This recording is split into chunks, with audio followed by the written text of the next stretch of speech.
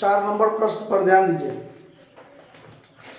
4 number में है कि एक्स लिमिटेड की लागत पुस्तकें 70,000 रुपया का लाभ प्रकट करती है, यानी लागत पुस्तकें यानी कॉस्ट बुक 70,000 का लाभ प्रकट करती है, किंतु वित्तीय पुस्तक यानी फाइनेंशियल बुक 65,900 का लाभ प्रदर्शित करती है। परीक्षण से निम्नांकित सूचना प्राप्त हुए हैं, जिसमें आपको कंपनी के अशुद्ध ऋणों के लिए 12,200 से प्रावधान किया गया।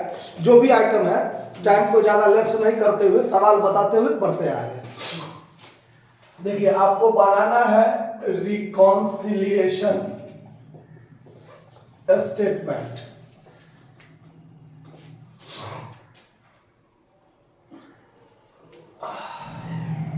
पार्टिकुलर अमाउंट एक ही कॉलम में डायरेक्ट काम हो जाएगा। यहां पर वर्किंग नोट के लिए काम कर लेते हैं कि कुछ आइटम होगा, कॉस्ट बुक में है, फाइनेंशियल बुक में है कि नहीं है, क्या है नहीं है, सब इसमें चर्चा कर लेंगे। ठीक है, चलिए सबसे पहले हम लोग किस चीज से शुरू करते हैं? Profit as per cost book, इससे हम लोग शुरू करते हैं। तो profit as per cost book सवाल में दिया हुआ है कि 70,000 लाभ प्रकट करती है, 70,000 लाभ प्रकट करती है।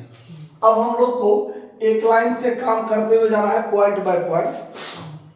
क्या है देखिए कि कंपनी ने अशुद्ध ऋणों के लिए 1200 का प्रावधान किया, यानी प्रोविजन फॉर या रिजर्व फॉर डॉटफुल डेट्स या रिजर्व फॉर बैड डेट्स।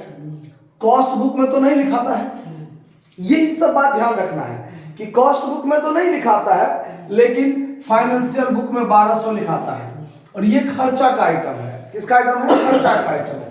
तो कॉस्ट बुक में नहीं है, नीचे की तरफ तीर खींच दी है पहचान के लिए कि कॉस्ट बुक में नहीं है। नहीं है मतलब है ही नहीं, साफे नहीं लिखा हुआ है।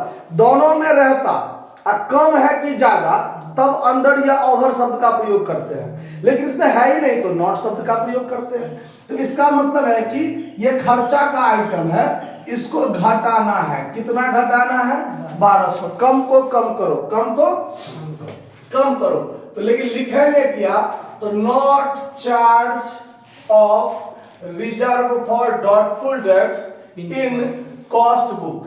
इन कॉस्ट बुक कितना? 1200 रुपया। ये कॉस्ट में रख देंगे, कोई दिक्कत? दूसरा आइटम, लागत लेखों में ऊपरी व्यय लगाए गए 12,000। देखिए ओवरहेड लागत लेखों में 12,000 दिखाया गया है, जबकि वास्तविक व्यय 11,000 थे। अब देखिए वास्तविक व्यय जो भी होगा ना वो फाइनेंशियल में होगा, क्योंकि कॉस्ट बुक में अनुमानित खर्चे होते हैं कि अनुमानित लगाया जाता है कि इतना उत्पादन कर रहे हैं तो इतना खर्चा हो सकता है। ठीक है, और पीएल में जो जाता है फाइनेंशियल बुक में, वो वास्तविक कितना वास्तव में खर्चा हुआ ये जाता है उसमें। तो वास्तविक व्यय है 11,000, इसका मतलब ओवरहेड फाइनेंशियल बुक में 11,000 दिखाया गया है, मतलब कि कॉस्ट बुक में ज्यादा है। तो ऊपर की तरफ तीर कर दिए, खर्चा ज्यादा है, इसका मतलब लाभ उसका घटा होगा, इसके कारण से लाभ घटा होगा। तो लेवल पर लाने के लिए जोड़ना पड़ेगा ना, और खर्चा का आइटम है, ज्यादा है तो ज्यादा को जोड़ो। ऐसा ही नियम है कि खर्चा का आइटम कम है तो कम करो, घटाओ, और अगर ज्यादा है तो जोड़ो। तो ज्यादा है तो जोड़ो, क्यों? खर्चा ज्यादा है तो लाभ घट गया होगा, लाभ को लेवल पर लाने के लिए इसीलिए जोड़ा जाता है। ये बात ध्यान रखना है। तो यहाँ पर प्लस करेंगे कितना? 1,000, और लिखेंगे क्या? वो देखिए 2 नंबर पॉइंट, दोनों में है, दोनों में है, और कॉस्ट बुक में ज्यादा है तो ज्यादा के लिए ओवर, खर्चा के लिए charge of overhead in cost book, ऐसा। और 1,000 क्या करेंगे? प्लस में रखेंगे। तो प्लस वाले आइटम को कॉस्ट में नहीं रखना है, माइनस वाले आइटम को कॉस्ट में रखना है। चलिए अगला आइटम, कंपनी ने बैंक जमा पर 1,000 ब्याज प्राप्त किया। कंपनी ने बैंक जमा पर 1,000 ब्याज प्राप्त किया। अब देखिए इंटरेस्ट रिसीव्ड है, ये इंटरेस्ट क्या है? रिसीव्ड। तो ये आमदनी का आइटम है, bank interest received, bank interest received. तो कॉस्ट बुक में तो नहीं लिखा होगा, लेकिन पीएल में लिखा होगा। कितना रुपया? 100 रुपया। अब इसमें नहीं है, और ये है आमदनी का आइटम। आमदनी का आइटम यदि कॉस्ट बुक में कम है तो आमदनी के लिए नियम कहता है कि कम को जोड़ो।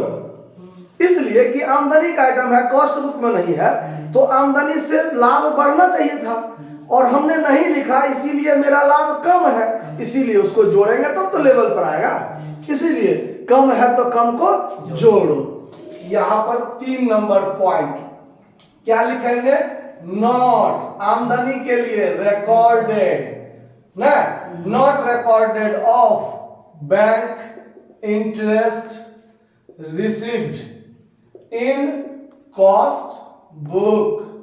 कितना? 100। इसको क्या करेंगे? जोड़ेंगे। 4 नंबर पॉइंट पर आइए। 4 नंबर पॉइंट क्या है?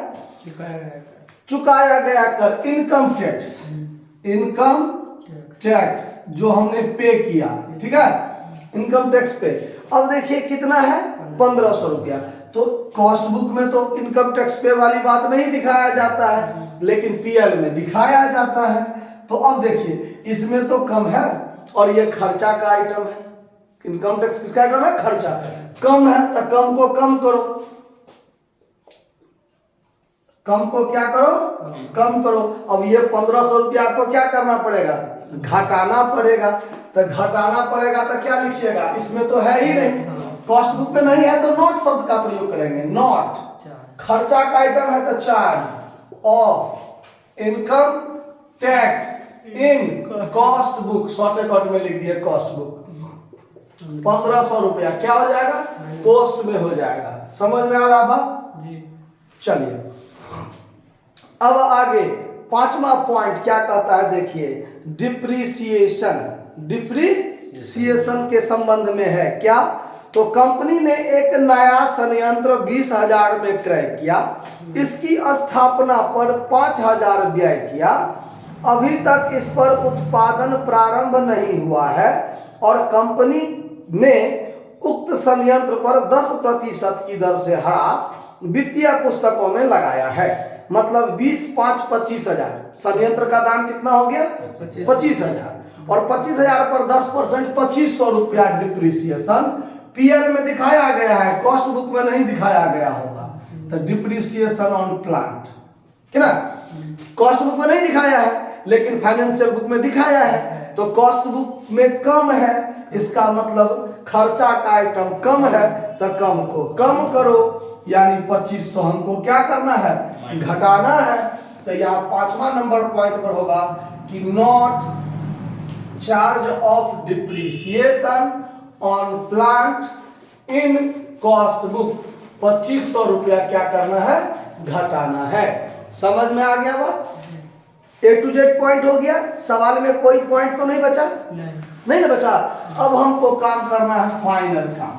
तो फाइनल काम, अब देखिए इसी को हम ऐसे बनाए, आप दूसरा स्टाइल से भी बना सकते हैं। ऐड वाला सारा आइटम एक जगह, लेस वाला सारा आइटम एक जगह, लेकिन आप आइटम पूरे पकड़ लीजिएगा ढंग से दिमाग में, तब ना, तब आप कर सकते हैं। नहीं तो पूरे पेज में खींच दीजिए, आधा आधा बांट दीजिए, चलो इधर उधर कर देंगे। समझ में आ बात? लेकिन अगर आप ऐसे बनाते हैं तो थोड़ा भी कंफ्यूजन नहीं रहेगा। एक एक आइटम को पकड़ते चलेंगे और इसमें ठेलते चलेंगे कि कहाँ जाएगा भाई, चलो ऐड होगा कि लेस होगा, दिमाग लगाते चल जाएंगे।